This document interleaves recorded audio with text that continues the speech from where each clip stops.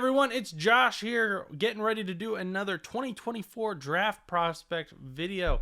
And we're going to do it about Jermaine Burton, who I have seen a ton of people talking about. Very controversial pick. Should he go in the first round? Should he go in the second round? Should he go as far as the third round? Where he is been mocked most of the time is that third round. But it looks like he has that first round talent and could be a draft gem. So why is he falling? Let's get into it.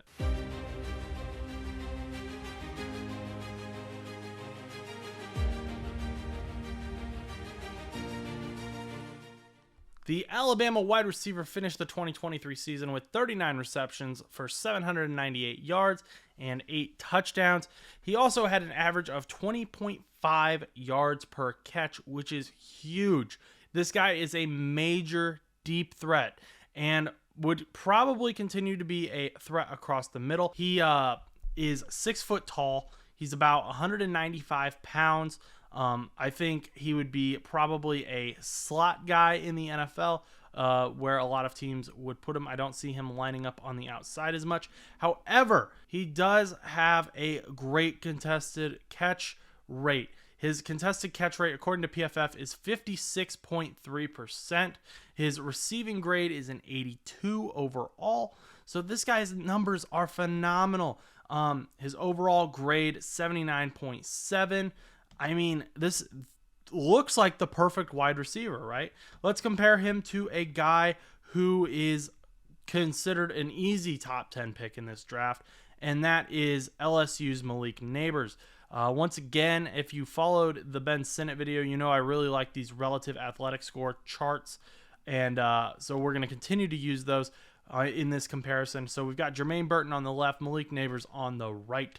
And their hand size is the exact same. Arm length, about the same, with Malik Nabers having a bit of a bigger arm length than what Jermaine Burton has, but not significantly different. Their height and weight is almost the exact same. 3-pound difference in the weight. Could literally be water weight. Maybe Malik Nabers was just chugging that water that day that they weighed in, but I don't see that 3 pounds as a huge difference. Where I think things get interesting is down here at the 40-yard dash. Malik Nabers was 0.07 seconds faster, but I'm gonna get into that a little bit because a big part of Jermaine Burton's game is his speed. And when we look at the film here that's going to be playing over the top of this video, you're going to see that. I don't see him as a guy who is going to run past people, but I think he's quick. He's agile. He is quick off the line. He isn't going to just run past you, but he will get started before you and you won't be able to catch up. I think the best example of this quickness that I'm talking about is watch this play that he makes against Texas A&M. So he's, first of all, the first one off the line by like a mile.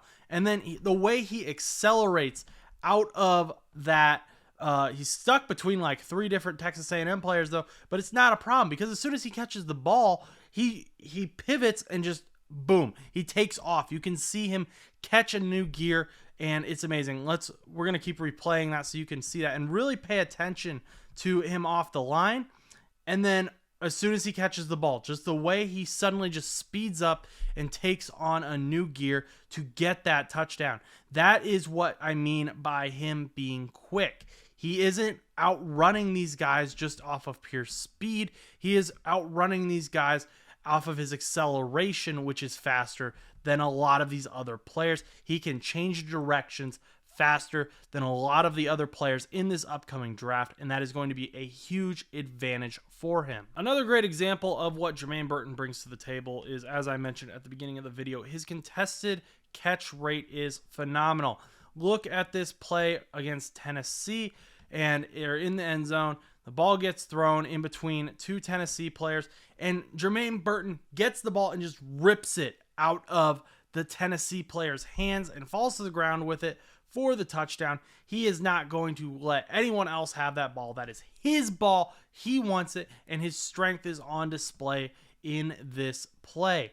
And I think that that is a great quality to have, especially in the NFL.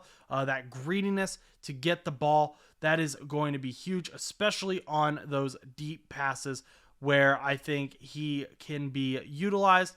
He's going to be a guy who's going to line up in the slot, use that sneaky quick speed to get through the middle and maybe have to rip the ball out of some guys' hands sometimes, because he's not necessarily the fastest guy that's going to outrun these guys like we talked about. He's just pure acceleration. The final thing I wanted to address, just because I saw some videos where people were acting like as soon as Jermaine Burton gets touched, he just falls down. And it's true. His run after catch, run after first touch stats aren't great, but he still has a lot of heart. I mean, look at this play against Tennessee. Once again, he's going to catch the ball, and it takes 2 or 3 guys to kind of drag him down to the ground. He's trying to get every yard he can. So it's not like he just gives up on the play as soon as he gets touched. He isn't scared to fight for every single yard that he can as a player, and that will be another thing that comes into great aid for him in the NFL, because you have to fight for every single yard in the NFL. No one is just going to give you yardage. Now, by this point in the video, you may be thinking, hey, this guy seems great. He is as athletic as a top 10 wide receiver in the draft. He is versatile. He's quick off the line of scrimmage. He's very nuanced. He can move himself into position to make big plays. Very heads up player. And you would be exactly right. That would all be correct. That's what I'm trying to say. This guy should realistically be a first round pick. Maybe not in this NFL draft, just because of how deep the class is, but in any other class, he would probably easily be in the first round. However, there is one big thing that is pushing him down this draft boards. We've mentioned that he's a highly competitive player, which is great, phenomenal, love that. However, he is also a fireball when it comes to talking trash. And don't get me wrong, that can be a good thing. Some of my favorite NFL players have been trash talkers. And I've heard Bengals fans already say, hey, let's go get this guy. And his only negative is he's talking trash. Chad Ochocinco, Jamar Chase, those are guys who've talked trash. And that's fine. Kind of, going back and forth with each other. That's not my issue. It's that he gets heated. He gets fired up in a negative way that leads to stupid penalties. And that's not really something that I want on my squad. And that is why I believe he is falling so far. He is going to be someone who a coach is going to have to kind of figure out how to get him to calm down, how to relax, and get him to stay in the game and maintain the fiery aspect of his personality with the competitiveness without getting those huge penalties. And that's going to be hard to do. There are very few coaches who can do that in the NFL. And I mean this very sincerely. I'm not like trying to take a shot at the Steelers with this.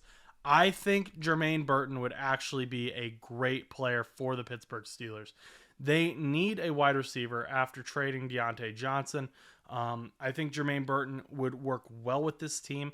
And honestly, if Jermaine Burton can be kind of controlled, he could be a very scary player for Russell Wilson or Justin Fields to be throwing to, depending on just that personality, maintaining that. And honestly, if there is a coach in the NFL who can control that, it is going to be Mike Tomlin. He has a history of working with players like this, whether it be Antonio Brown, George Pickens, Deontay Johnson, Martavius Bryant. There have been guys before in the past who have come through the Pittsburgh Steelers organization who have kind of been known for being loudmouths and maybe getting some stupid penalties sometimes. And again, this isn't a shot. This isn't a shot at all. The Bengals have the same thing, like I just said, with Chad Ochocinco and Jamar Chase. But I feel like Mike Tomlin is just honestly that coach who is going to be able to control this guy. And if he can, that's really scary to me as a Bengals fan, because Jermaine Burton has a ton of talent. He can easily be a first-round pick if it wasn't for these issues. I mean, he's had times where he's hit another fan upside the head while they were storming the field in Tennessee. He allegedly kicked a Tennessee player in the end zone during one game. Just stupid stuff like that that isn't going to work in the NFL, that you're not going to be able to do that. And those little things can lead to losing games. I think as fans, what we have to ask ourselves when it comes to a guy like Jermaine Burton is, do we think our team is going to be able to handle that type of personality in our culture?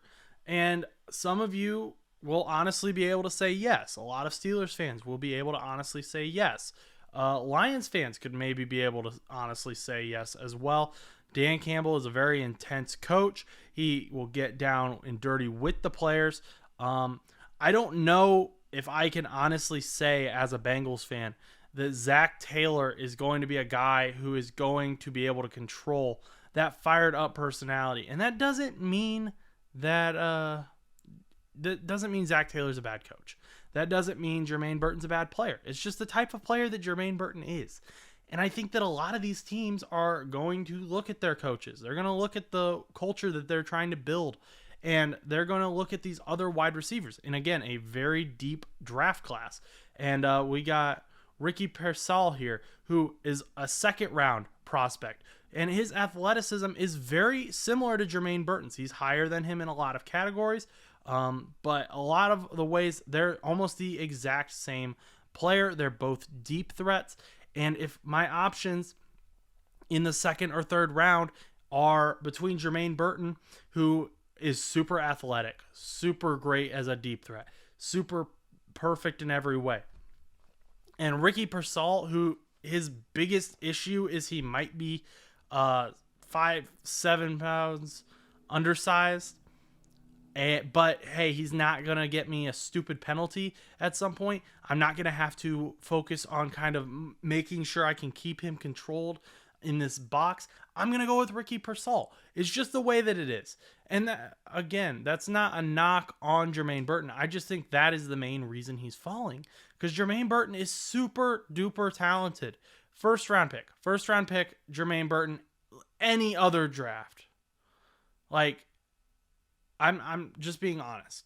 And I really do think that this is a guy who Steelers fans should be looking into, because he is going to be an issue if he can stay under control. So let me know what you think down in the comments. Do you want your team to go after Jermaine Burton again? Not against him as a player. I think he's got a ton of potential. I just don't want the Bengals to go after him personally. I don't want the Colts to go after him personally. But I do think he could be super scary in the NFL. And just let me know what you think down in the comments. Until next time, remember to like, comment, and subscribe, and go do something nice for someone.